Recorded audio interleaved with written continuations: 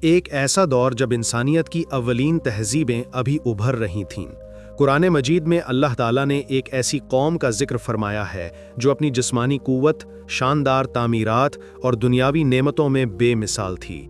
اہل علم اور مفسرین نے اس قوم کو قوم عاد کا نام دیا ہے۔ قوم عاد کو عموماً عرب کے جنوبی یا جنوب مغربی خطے میں قرار دیا جاتا ہے۔ ان کی بستیوں کا ماحول ہمارے عام خیال سے جدا تھا۔ وسیع زمینیں، زرخیز کھیت اور بہتے چشمے۔ انہیں ایسی قدرتی سہولتیں میسر تھیں جن کے باعث وہ بڑے پیمانے پر زراعت، باغبانی اور آب پاشی کر سکتے تھے۔ یہی نعمتیں ان کے معاشرے کو بہت زیادہ خوشحال اور باشعور بناتی تھیں۔ قرآن اور روایات میں قوم عاد کو غالباً بلند قامت، مضبوط جسم اور دلیر طبیعت کے طور پر بیان کیا گیا ہے۔ مفسرین نے لکھا ہے کہ ان کے جسمانی خد و خال، ان کی قامت اور طاقت ایسی تھی کہ وہ مشکل کام بآسانی انجام دیتے تھے۔ اسی وجہ سے ان کی عمارتیں اور محلات بھی بڑے اور پائیدار تھے۔ ستون، بڑے دروازے اور مضبوط دیواریں ان کے شہر کی نشانیاں تھیں۔ قرآن کریم نے ارم ذات العماد کا تذکرہ کیا ہے۔ اسے بعض تفاسیر میں قوم عاد کے عظیم شہر یا ان کی عظیم تعمیرات کے طور پر بیان کیا گیا ہے۔ ارم کے بارے میں مختلف روایات ہیں۔ کچھ نے اسے شہر کی حیثیت دی اور کچھ نے ارم کو قوم عاد کا شاہی خاندان یا ان کے شاہانہ مرتبے کا لقب قرار دیا۔ البتہ تاریخی تحقیق میں ارم کے بارے میں مکمل معروضی ثبوت کم ہے، مگر روایات میں اس کا مقام واضح ہے۔ قوم عاد کی اقتصادی اور ثقافتی قوت نے انہیں معاشرتی مقام بھی دیا۔ ان کے پاس بڑے پیمانے پر مال و دولت، غلام و کاریگر اور تعمیراتی قابلیت تھی۔ سردیاں یا گرمیاں، قدرت نے انہیں وسائل سے نوازا تھا، مگر یہی دولت اور قوت ان کے اندر تکبر اور غرور کو بڑھانے کا سبب بنی۔ وہ اپنے آپ کو دوسروں سے برتر سمجھنے لگے اور اپنی طاقت پر فخر کرتے ہوئے اللہ کی نعمتوں کو اپنی محنت کا منہ بولتا ثبوت سمجھ بیٹھے۔ نماز ہدایت اسی دور میں بھی بھیجی گئی۔ اللہ تعالیٰ نے ان کے درمیان ایک رحمت اور رحمانی پیغام بھیجا، ایک نبی جو انہیں سچی ہدایت، اللہ کی وحدانیت اور اخلاق حسنہ کی دعوت دے۔ نبی کا پیغام ان کے سامنے تھا، عاجزی اختیار کرو، اپنے معبود حقیقی کو پہچانو اور بت پرستی سے باز آ جاؤ۔ مگر قوم عاد کے بعض سرداروں نے اس پیغام کو جھٹلا دیا، انہیں نبی کو غلط کہا اور اپنی رسومات پر قائم رہنے کو بہتر سمجھا۔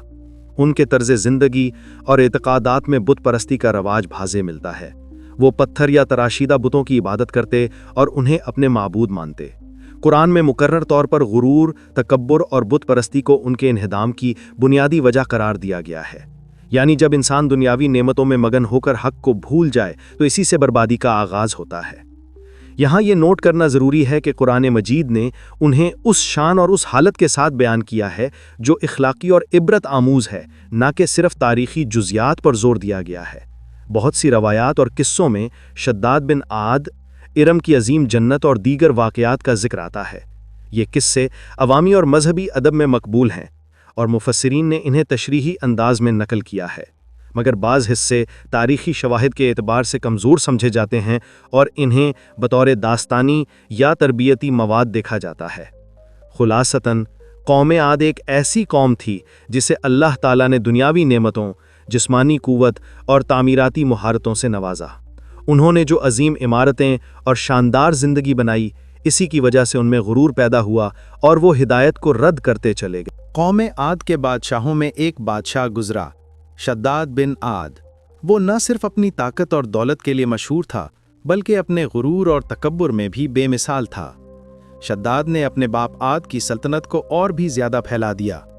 اس کی رعایا ہزاروں میلوں تک پھیلی ہوئی زمینوں میں آباد تھی اور اس کے محلات سونے، چاندی اور قیمتی پتھروں سے سجے ہوئے تھے۔ شداد کو دنیا کی کسی چیز کی کمی نہ تھی، مگر اس کے دل میں ایک ایسا غرور پیدا ہوا جو انسان کو ہلاکت کی راہ پر لے جاتا ہے۔ ایک دن اس نے ایک عجیب خواہش ظاہر کی۔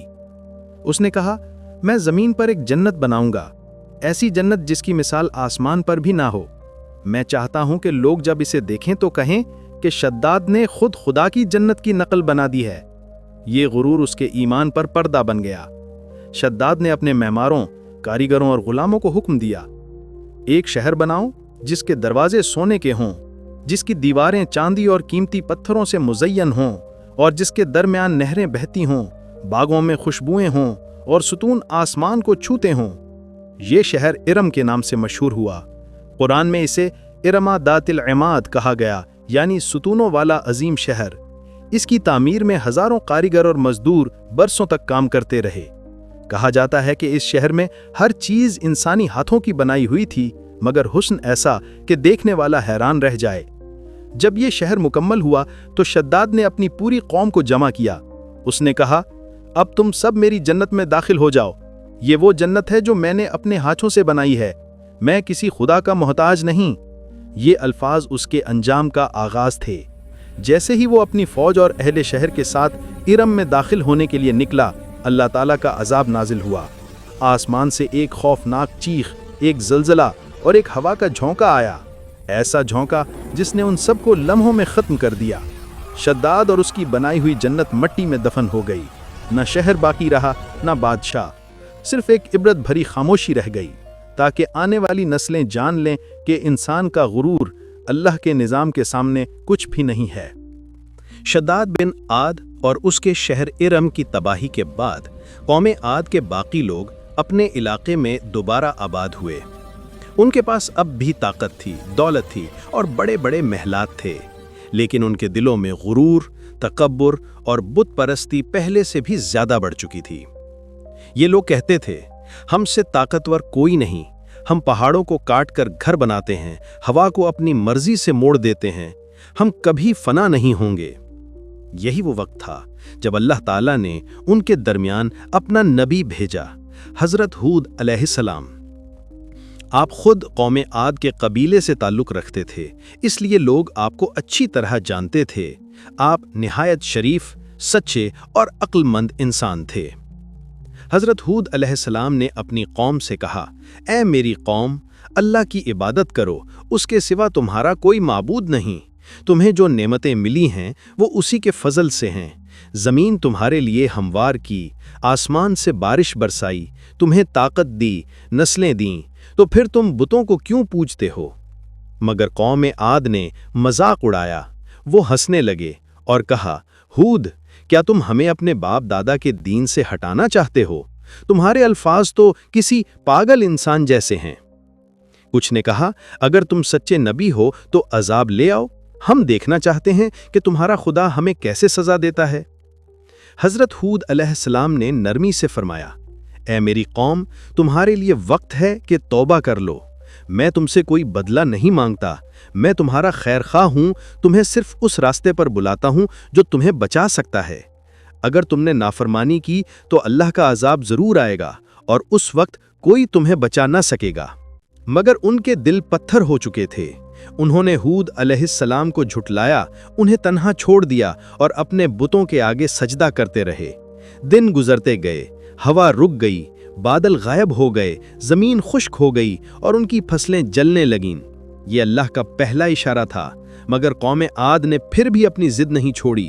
وہ کہتے رہے، یہ تو وقتی قحط ہے، ہم جیسے طاقتور لوگوں کو بھلا کوئی آفت کیسے چھو سکتی ہے؟ اسی ضد، اسی غرور اور اسی تکبر نے ان کے انجام کے دروازے کھول دیے۔ قوم عاد کی نافرمانی اپنی انتہا کو پہنچ چکی تھی۔ وہ روز بروز غرور میں بڑھتے جا رہے تھے۔ ان کے کان حضرت ہود علیہ السلام کی بات سننا نہیں چاہتے تھے، اور ان کے دل بتوں کی پوجا سے اندھے ہو چکے تھے۔ پھر ایک دن آسمان پر بادل غائب ہو گئے، زمین سوکھ گئی، ہوا تھم گئی، درخت جھڑنے لگے، چشمے خشک ہو گئے اور زمین پھٹنے لگی۔ ماہوں سال گزر گئے، بارش کا ایک قطرہ بھی نہ برسا، کھیت ویران ہو گئے، جانور مرنے لگے اور لوگ پیاس سے بلکنے لگے۔ یہ 3 سال کی مسلسل خشک سالی تھی۔ اللہ نے ان سے اپنی رحمت روک لی تھی، لیکن پھر بھی وہ باز نہ آئے۔ انہوں نے آسمان کی طرف ہاتھ اٹھا کر اپنے بتوں سے دعا کی، اے ہمارے معبود، بارش بھیج دے، پانی دے، رزق دے۔ مگر بادل نہ آئے۔ زمین نے ان کی آہیں سن لیں، مگر آسمان نے خاموشی اختیار کی۔ بالآخر ایک دن ان کے اوپر آسمان پر ایک سیاہ بادل نمودار ہوا۔ قوم عاد کے لوگ خوشی سے چلا اٹھے کہ دیکھو، یہ تو بارش کا بادل ہے، ہود جھوٹا نکلا، اب ہماری فصلیں ہری ہوں گی، ہماری زمینیں زندہ ہو جائیں گی۔ مگر ہود علیہ السلام نے فرمایا، یہ وہ بادل نہیں جس میں بارش ہے، یہ وہ بادل ہے جس میں تمہارے لیے عذاب چھپا ہوا ہے۔ اچانک وہ بادل ایک خوفناک آندھی میں بدل گیا۔ ہوا نے چیخ ماری، ایسی آواز کہ پہاڑ لرز اٹھے، درخت جڑ سے اکھڑ گئے اور آسمان مٹی کے طوفان میں ڈوب گیا۔ یہ ہوا سرد، زوردار اور چیختی ہوئی تھی۔ قرآن میں فرمایا گیا، ہم نے ان پر ایک آندھی بھیجی جو 7 راتیں اور 8 دن تک مسلسل چلتی رہی۔ یہ ہوا اتنی شدید تھی کہ جو بھی شخص اس کے سامنے آتا، ہوا اسے زمین سے اٹھا کر پھینک دیتی اور لمحوں میں ریت کے نیچے دفن ہو جاتا۔ پورا علاقہ چیختی ہوئی آوازوں، ٹوٹتے ستونوں اور گرتے ہوئے محلات کی گونج سے بھر گیا۔ وہی قوم جو کہتی تھی کہ ہم سب سے طاقتور ہیں، اب ریت کے ذروں میں گم ہو چکی تھی۔ ہود علیہ السلام اور ان پر ایمان لانے والے چند لوگ اللہ کے حکم سے پہلے ہی محفوظ جگہ منتقل کر دیے گئے، اور جب آندھی تھمی تو وہاں صرف خاموشی باقی رہ گئی۔ ریت کے ٹیلوں کے نیچے ایک عظیم قوم کی ہڈیاں دفن ہو چکی تھیں۔ قوم عاد ختم ہو گئی، صرف ایک عبرت باقی رہ گئی کہ کوئی طاقت، کوئی مال اللہ کے عذاب کے آگے نہیں ٹک سکتا۔